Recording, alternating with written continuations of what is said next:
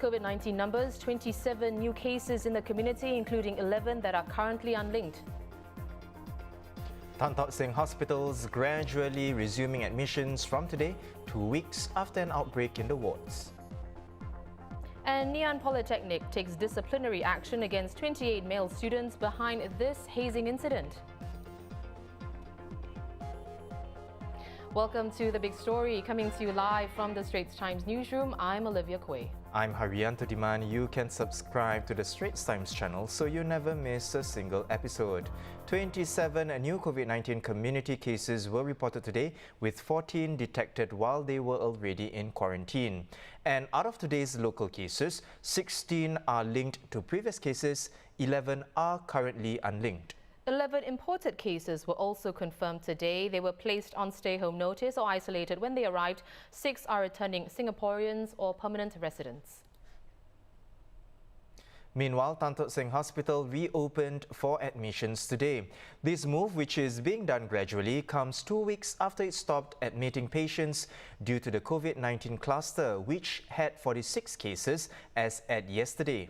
In a Facebook post, the hospital said it has strengthened defences but acknowledged that it will never be able to eliminate all risks. TTSH also said the last case of exposure in the wards was more than 2 weeks ago. And since then, the cases reported were already under active surveillance, in isolation at the National Centre for Infectious Diseases or in quarantine. TTSH has completed 6 rounds of testing for all inpatients and 2 rounds for all 12,000 staff on campus. Staff will also receive more support for their mental well-being through efforts like workshops and online learning modules. Here with the latest is multimedia journalist Kimberly Zhao. Now she's standing by outside Tan Tock Seng Hospital. Kim, you've been there for several hours. Are there more people at TTSH today? And how are they feeling about returning to the hospital that had an active cluster? Thanks, Haryanto. Yes, we are indeed currently standing in front of Tan Tock Seng Hospital's main entrance, where this is the first day of their gradual reopening since the lockdown in April. Now, previously there was no one around, as you've mentioned, but that seems to have changed today.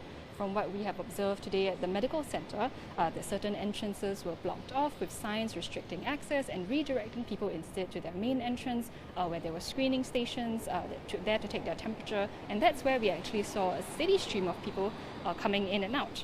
And in fact, the pharmacy had a constant handful of people. Of course, they were all safely distanced, but there was a constant handful of people that were filling up the waiting area.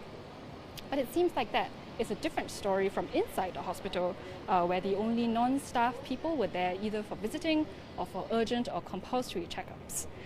The inside is in fact said to be emptier than usual, with one person we spoke to even calling it a ghost town.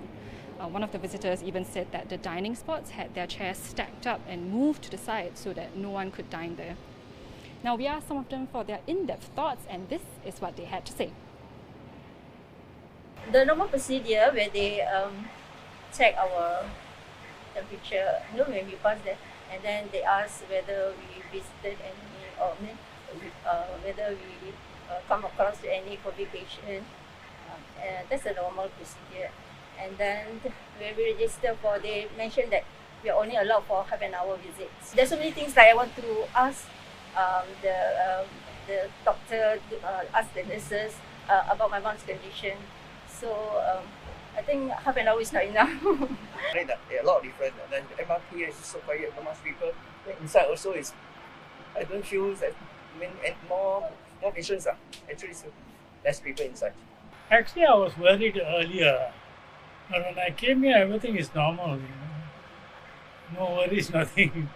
Because I believe that in Singapore, everything is well taken care of. When I came here, there was nobody. I was the only one.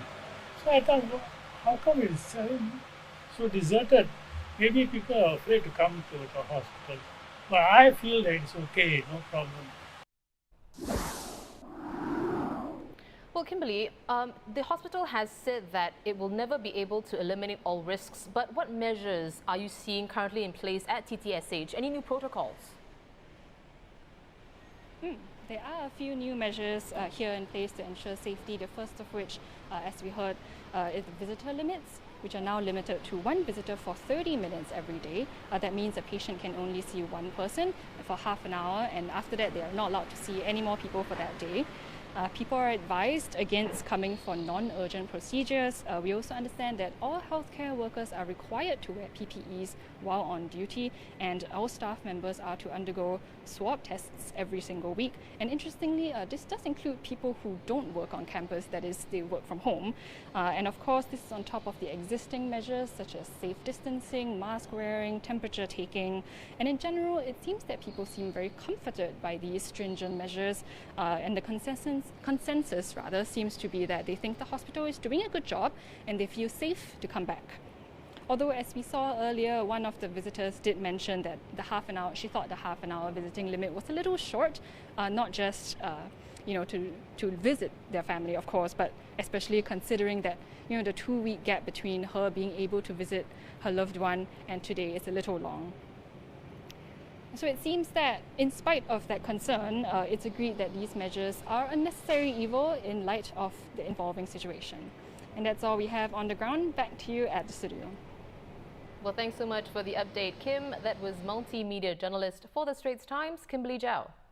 Moving on, from now until June 13th, in-camp training for operationally ready NS men has been deferred, with only training deemed essential for operations allowed to continue. IPPT and other fitness training have also been suspended.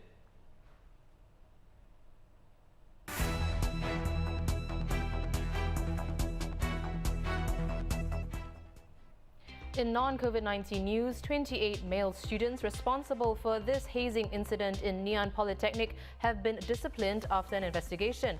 Their punishments range from corrective work orders to suspension. The 28 students had taken part in a trial program on March the 20th for student facilitators to prepare for a students' union freshman bonding program, and the hazing incident happened after this trial program. Lance Lim Chi Kyong has been fined $3,000 after pleading guilty to being part of an illegal gathering at actor Terence Chow's home during Phase 2 last year. Lim was originally among 5 invited guests, but he invited 4 more people. The number of guests later grew to 12, including several celebrities, which is beyond the 5-person limit of social gatherings at that time. The incident drew flack on social media after pictures of the unmasked group went viral. IKEA is recalling its plates, bowls and mugs from the Heroisk and Talrika product lines following reports of the products breaking when used with hot food. No known incidents have been reported here, but if you own any of these products, stop using them and return them to any of IKEA's 3 stores for a full refund. Proof of purchase is not required.